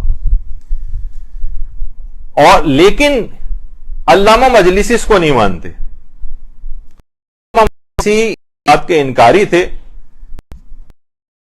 شیخ کولی کی اس روایت اس کے مطابق شیخ کولی لحاظ سے انکار کیا، لیکن وہ یہ کہتے تھے بہار کی کہ جس میں اثر جو ہے وہ پامال نہیں ہوا، اور انہوں نے یہ فرمایا کہ الانوار کی 45ویں جلد کے حوالے سے بھی یہ بات آئی ہے، اور کچھ علماء کہتے ہیں کہ 60ویں جلد کے اندر بھی ہے، کہ انہوں نے بہرحال اس روایت پامالی کو قبول نہیں کیا ہے بلکہ اسے غیر ممکنات میں سے قرار دیا۔ اچھا، اب بہت سارے علماء ایسے ہیں ہمارے جیسے شیخ مفید ہیں، انہوں نے کتاب ارشاد کے اندر پامالی کی روایت کا تذکرہ کیا ہے، کہ کہا کہ جو عبید اللہ ابن زیاد تھا اس نے باقاعدہ اس پر انعام مقرر کیا تھا، پھر عمر ابن سعد نے اعلان کیا کون ہے کہ جو کہ لاش امام حسین کو پامال کرے گا. 10 افراد نے رضامندی کا اظہار کیا. اچھا یہ جو روایتیں ہیں پامالی کی یہ باقاعدہ تاریخ طبری میں بھی ذکر ہوئی ہیں. اس کے علاوہ مروج الذہب جو علامہ مسعودی کی کتاب ہے اس کے اندر بھی اہل سنت علماء میں ان کا شمار ہوتا ہے لیکن انہوں نے بھی پامالی کی روایات نقل کی ہیں. اس کے علاوہ انصاب الاشراف جو کتاب ہے علامہ بلازری کی انہوں نے بھی نقل کی ہیں. شیعہ سنی تمام اکثر کتابوں کے اندر بلکہ جو لحوف ہے ابن طاؤس کی اس میں اور شیخ مفید کی کتاب ارشاد ہے اس کے اندر ان روایات کو نقل کیا گیا ہے پامالی کی. اچھا البتہ جو شیعہ حضرات ہیں ان میں علامہ مجلسی نے اس کا انکار کیا ہے اور شیخ کلینی کی اس جو روایت ہے اس کے مطابق اگر ان کا بھی انکار ہم سمجھیں. اچھا اور اہل سنت علماء میں سے البدایہ والنہایہ کے جو ابن کثیر ہیں انہوں نے بھی انکار کیا ہے لاشوں کی پامالی کا. البتہ زیارت ناہیہ کے اندر پامالی کا تذکرہ ہوا ہے. اچھا علامہ مجلسی نے اس روایت شیخ کلینی جو اصول کافی کی شرح میرۃ العقول کے نام سے علامہ مجلسی نے لکھی ہے اس میں فرمایا ہے کہ دشمن اس معجزے کو چھپانا چاہتے تھے اس وجہ سے انہوں نے یعنی یہ جو پامالی کا جو تذکرہ آیا ہے روایت کے اندر دشمن اس معجزے کو چھپانا چاہتے تھے شیر فضہ والے اس وجہ سے انہوں نے پامالی کی روایت کا تذکرہ کیا اور انہوں نے افراد نے جھوٹ بولا تھا تاکہ ابن زیاد کی طرف سے انعام جو مقرر ہے کہیں وہ ہاتھ سے نہ نکل جائے. مثلا وہاں سے آ کر کہیں گے کہ شیر وہاں نظر آ گیا تھا اس وجہ سے ہم نے پامال لاشے کو نہیں کیا اور ڈر کے وہاں سے چلے گئے تو ابن زیاد کی طرف سے یا تو انعام ملنا ہی نہیں تھا یا کم انعام ملتا ان کو. تو اس لحاظ سے انہوں نے اس کے اوپر اپنا ایک اعتراضی نوٹ لکھا ہے علامہ مجلسی نے. البتہ بڑی تعداد میں علماء ہیں جن کے کہنے سے اطمینان حاصل ہوتا ہے کہ لاشا پامال ہوا تھا اور روایتوں کے اندر باقاعدہ یہ بات آئی کہ بہت لہیم شہیم گھوڑوں کا انتخاب کیا گیا تھا. خود مصائب کے اندر سے ایک بہت بڑی مصیبت ہے یہ کہ انتہا سے زیادہ وزنی گھوڑوں کا انتخاب کیا گیا تھا اور باقاعدہ ان کی نال بندی کی گئی تھی.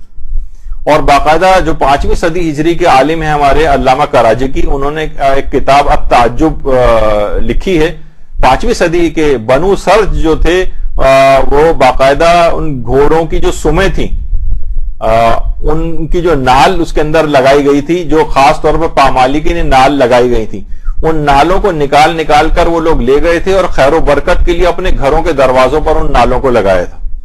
علامہ کراجی نے اپنی کتاب تعجب کے اندر اس بات کو لکھا اپنے گھروں کے دروازوں پر. آج بھی لوگ آپ نے دیکھا ہوگا کہ بہت سے لوگ گھوڑے کی نال کو اپنے گھر کے دروازوں بعض اوقات ہو سکتا ہے ان کے دماغ میں یہ نہ ہو اور بہت سے تعصب کے اندر بھی لگاتے ہوں گا ناصبی طرح کے افراد ہیں اور گھروں کے دروازوں پر اس طرح سے اس کو لگانا کہ یہ بہت خیر و برکت کا باعث ہے.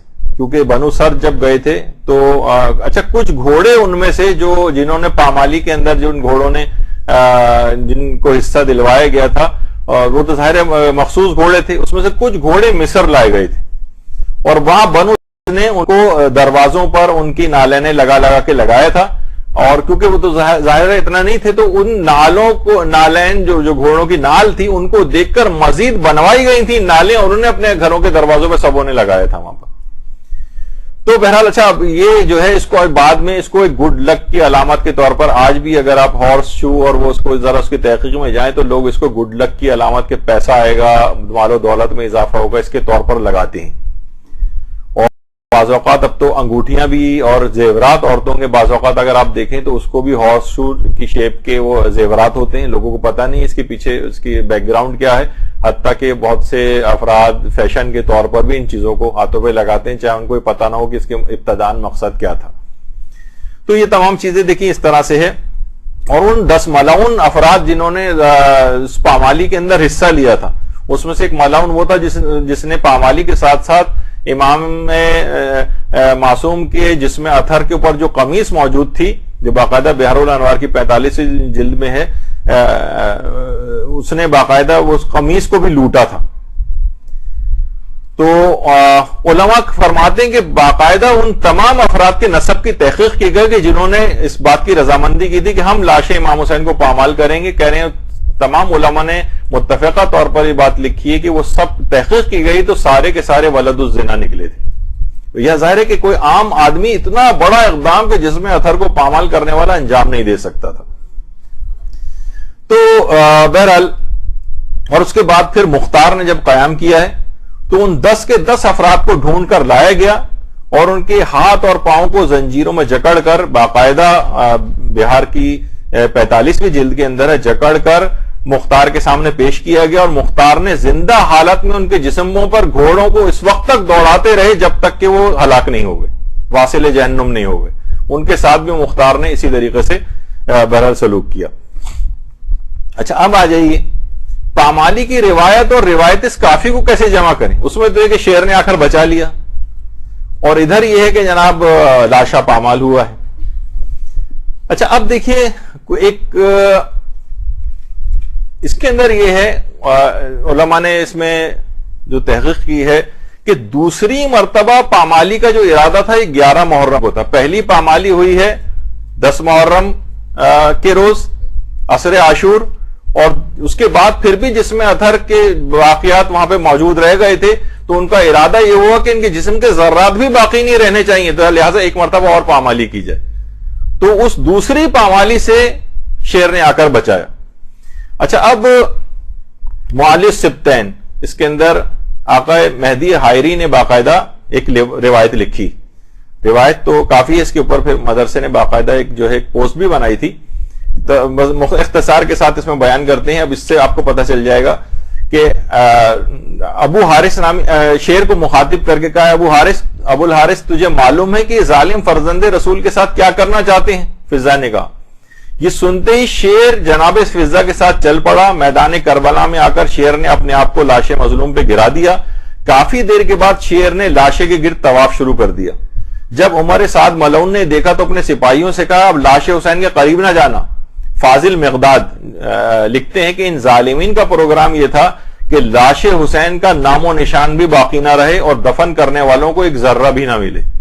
اس منصوبے کے تحت پہلے تو 10 ظالمین نے صرف اس پہ پامالی کرنے پہ اکتفا کی, لیکن جب دوسری مرتبہ ابن زیاد ملعون کا حکم آیا کہ لاش حسین کا ایک ٹکڑا بھی سلامت نہیں ملنا چاہیے تاکہ قبر امام حسین بھی نہ بن سکے, اس وقت حضرت زینب کی اجازت سے لاشہ مظلوم کو تحفظ دیا. اس کا مطلب ہے پامالی کی جو روایات ہیں وہ پہلے عصر عاشور والی وہ بالکل کنفرم اور ثابت ہیں. البتہ اس دوسری پامالی سے کہ جسم ان کا باقی رہ جائے, ان کی قبر بن سکے, اور وہ اس سے بچانے کے لیے دوسری مرتبہ جو ہے وہ شیرا کو بلایا گیا. اچھا اب باقاعدہ پھر علامہ برغانی کے حوالے سے بھی یہ بات آئی ہے کہ انہوں نے بھی کہ شیر فضا نے یہ چیز نہیں ہونے دی تھی. اور اچھا اب اس پہ ایک اعتراض اور کیا جاتا ہے, بھائی شیر کو پہلی پامالی سے پہلے کیوں نہیں بلا لیا؟ دیکھیے اب دیکھیے اعتراضات تو مختلف ہوتے ہیں نا. دیکھیے اس طرح کے قیل و قال کے لیے آپ کوئی مسلم و ثبوت جو 100% واقعہ ہو وہ بھی آپ پیش کر دیں. اس کے اندر سے 20 ایسے سوال ہم نکال کے دکھا دیں گے آپ کو. مثلا میں اگر مثال دوں, جس وقت ابرہا آیا تھا مکے کے اوپر حملہ کرنے کے لیے تو اس وقت آسمان سے ابابیلیں آئی تھیں اور ان کے جو ہاتھی تھے ان کو لاشوں کو جو ہے وہ ان کو بھس بنا دیا گیا تھا. تو اس وقت کعبے کو بچانا مقصود تھا اور کعبہ بچا لیے گیا, ابابیلیں آ گئیں. لیکن ابن زبیر کا جب واقعہ ہوا اس کے اندر تو ہم دیکھتے ہیں کہ خانہ کعبہ پہ منجینقوں سے حملے کیے گئے, اس کو آگ بھی لگائی گئی, لیکن اس وقت ابابیلیں نہیں آئیں. اس وقت کیوں آئیں اور اس وقت کیوں نہ آئیں؟ کتنا ایسا آپ کو ملتا ہے کہ جناب حجر اسود جو یہاں پر لگا ہوا ہے, آپ کو پتا ہے کہ یعنی قرامطہ جو ایک زمانے میں فرقہ تھا باقاعدہ حجر اسود کو اکھاڑ کر یہاں سے لے گئے تھے. 20 سال تک حجر اسود وہاں پر موجود نہیں تھا, اور لوگ خالی جگہ کا ہی بوسہ لے کر چلے جاتے تھے. کہاں تو اتنی حفاظت ہوتی ہے کعبے کی اور معجزات دکھائے جاتے ہیں, ابابیلیں آ جاتی ہیں اور حجر اسود کو اکھاڑ کے لے جائے گیا, کوئی بھی معجزہ نہیں ہوا. تو اس کے ابھی بھی اگر آپ دیکھیں لوگ حاجیوں کے بھیس میں آتے تھے اور ہتھوڑے ساتھ لاتے تھے, اور جیسے حجر اسود کے قریب پہنچتے تو ہتھوڑا مار کے, تو یہ پتھر ٹوٹ گیا. اس وقت جو حجر اسود کا جو ہے یہ رائٹ سائڈ پہ آپ کو اس طرح ٹوٹے ہوئے پیسز کے اندر ہے حجر اسود. یعنی یہ ایک سالم پتھر نہیں ہے بلکہ اس کی پتھر کے ٹکڑے ہیں, کیونکہ کئی دفعہ ہتھوڑے مار مار کے سے توڑا جا چکا ہے. تو اس وقت بھی کوئی معجزہ نہیں ہوا. تو امام نے کب معجزہ دکھایا, کب معجزہ نہیں دکھایا, کب امام اپنے علم کو استعمال کر کے معجزے سے اپنی جان بچاتے تھے اور کبھی نہیں بھی بچاتے تھے. تو یہ جو حکم خدا ہوتا تھا, جس طرح سے ان کی مصلحت ہوتی تھی, تو ہم یہ نہیں کہہ سکتے یہ واقعہ اس وقت کیوں نہیں ہوا اور اس وقت کیوں ہوا اور تب کیوں نہیں ہوا اور تب کیوں ہوا. یہ تمام کیوں, کیا, کیسے, قیل و قال تو ہر واقعے کے اندر نکالے جا سکتے ہیں. تو جو بھی حکم خدا تھا, جو بھی ظاہر خاندان اہل بیت تھا, اس کو پتا تھا کہ مصلحت کب ہے, کب شیر کو بلانا ہے, کب نہیں بلانا ہے, اس لحاظ سے اس کا امکان پایا جاتا ہے.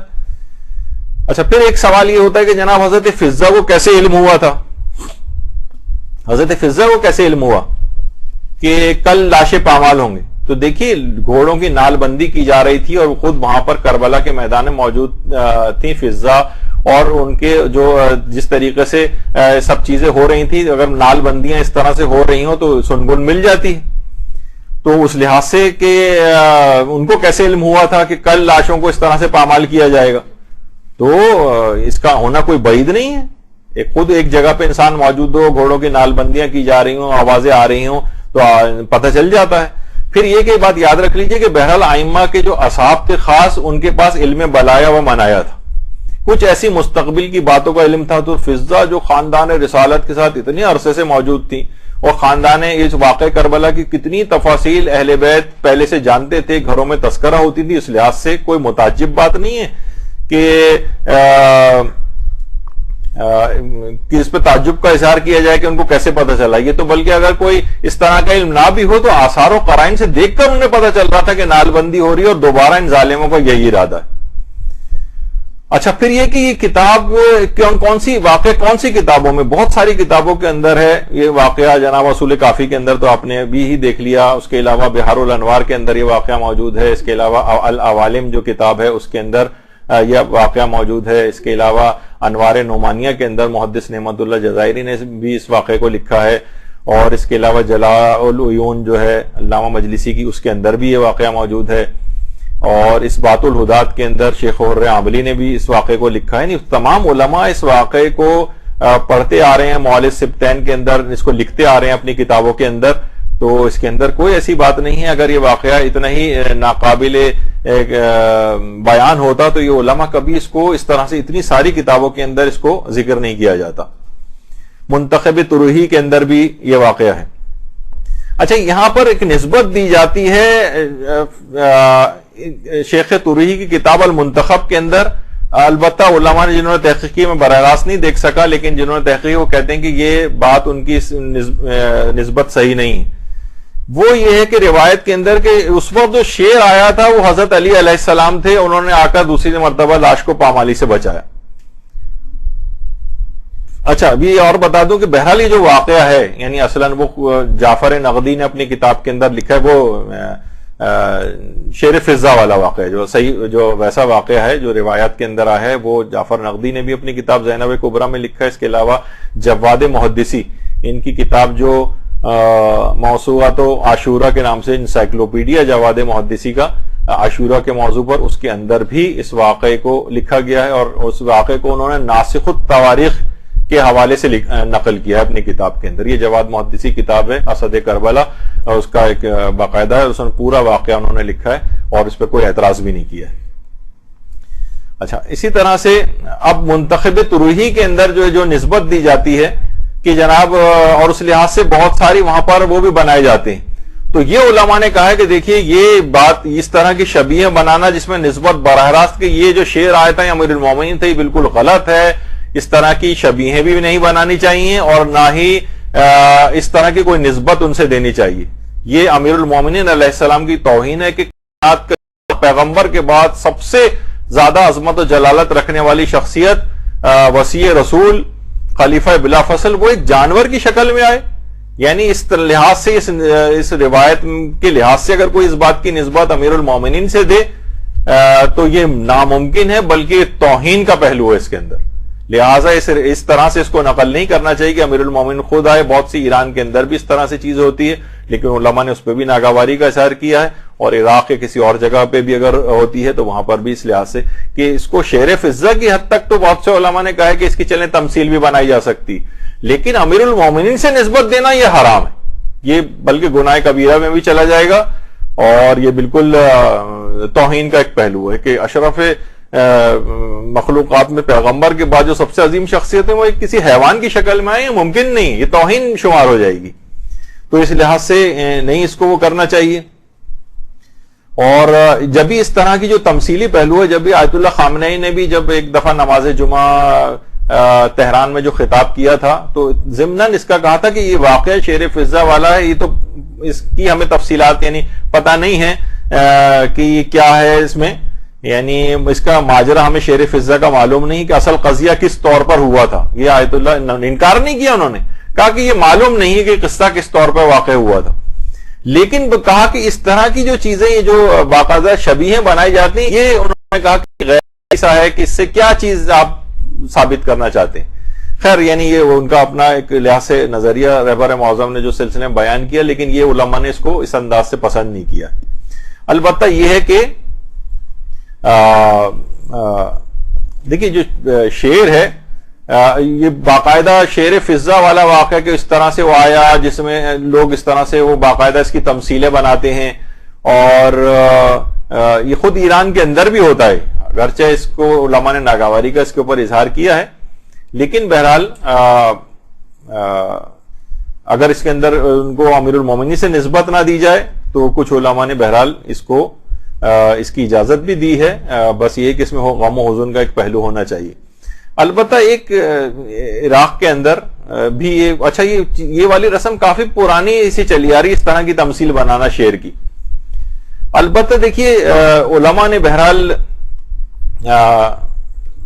تماثیل وغیرہ یا واقعہ کربلا کو اس طرح سے ویژوالائز کرانے کے متعلق جو کچھ فتاوے وغیرہ بھی دیے ہیں کہ جس سے غم و حزن وغیرہ کے اندر اگر اضافہ ہوتا ہے اور تمثیل بنانے کی انہوں نے اس لحاظ سے اجازت دی. اور خود آیت اللہ سعید الحکیم سے بھی پوچھا گیا، انہوں نے بھی اس طرح سے کہا کہ جو ری انیکٹمنٹ ہوتی ہے ٹریجڈی آف کربلا کی، جس میں گھوڑے وغیرہ اس طرح سے جو سمبولک ایک جو ظاہر ایک پورا طریقہ کار ہوتا ہے. جی کوئی مسئلہ ہو رہا ہے؟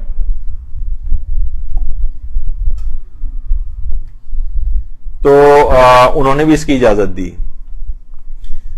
اچھا بہت سے علماء نے تو باقاعدہ کہا اگر یہ توہین اور ہتک شمار نہ ہو تو اس طرح کی شبیہ سازی کی اجازت ہے، لیکن جہاں توہین اور ہتک آ جائے گی معصومین کی وہاں پر یہ کام حرام ہو جائے گا.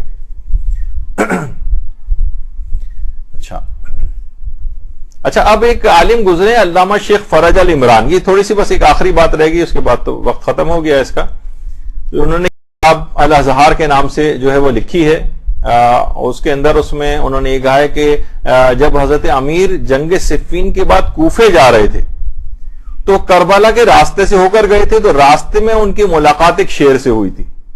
اچھا دیکھیے شیر کے متعلق بھی یہ باقاعدہ انہوں نے اس کی پوری تفصیل جو ہے علامہ شیخ فرج علامہ عمران کے نام سے جو ہیں انہوں نے پورا اس واقعے کو لکھا ہے کہ جنگ صفین کی طرف جب حضرت امیر جا رہے تھے تو کوفے کی طرف سے کربلا کے راستے ہو کر گئے تھے، تو وہاں پر ان کی ملاقات ہوئی تھی. تو یہ بیچ میں ایک بات آ رہی ہے کہ دیکھیے جانوروں کے اندر بھی معرفت ہوتی ہے. بعض اوقات لوگ اس پہ اعتراض کرتے ہیں جانوروں کو کیا پتا، بہت سے لوگ یہ اعتراض کرتے ہیں کبوتر جو ہے مثلا وہ ان کے دشمنوں پر لعن کر رہا ہوتا ہے، اور مثلا جو ہے الو ان کے غم میں عزاداری کرتا ہے. اس طرح کی روایتوں کو بعض اوقات لوگ مذاق اڑاتے ہیں، جبکہ جانور بھی اس طرح کی معرفت رکھتے ہیں. جبکہ روایت میں پیغمبر سے بھی ایک روایت ہے، کیا تم جانتے ہو کہ شیر دہاڑتے وقت کیا کہتا ہے؟ وہ کہتا ہے خداوندہ مجھے نیکوکاروں پر مسلط نہ کرنا.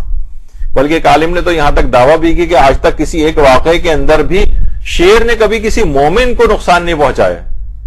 میں نے کسی جگہ ایک عالم کا کہیں ان کا ایک تحقیق پڑھ رہا تھا، انہوں نے کہا تھا کہ حقیقت ہے کہ ایک ہے کہ مجھے نیکوکاروں پر اور مومنین کو مسلط نہ کرنا. آج کل کسی شیر نے کبھی کسی مومن کو نہیں کھایا. تو بہرحال یہ معرفت اس اعتبار سے رکھتے ہیں. تو انہوں نے جو واقعہ لکھا ہے اس کے اندر اپنی کتاب میں